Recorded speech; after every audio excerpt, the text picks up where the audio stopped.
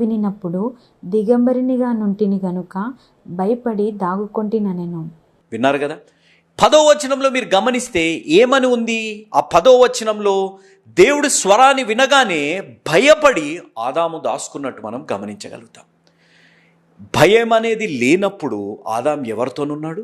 దేవుడి సన్నిధిలో దేవుడితో సహవాసం కలిగి ఉన్నాడు. అక్కడ జంతువులు ఉన్నాయి. అతని జీవితంలో ఒంటరితనం ఉన్నప్పుడు కూడా, తర్వాత అవ్వ వచ్చినప్పటికి కూడా, అన్నీ ఉన్నప్పటికి కూడా వారి జీవితాల్లో భయం అనేది లేదు.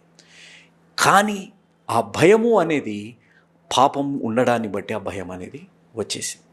ఈరోజు నా జీవితాల్లో మనం గమనించాలి. భయం లేనప్పుడు దేవుడి సన్నిధి, దేవుడి సహవాసంతో మనం ఉంటాం. భయం అనేది వచ్చినప్పుడు దేవుడి నుంచి దూరమయ్యే పరిస్థితులు ఉంటాయి.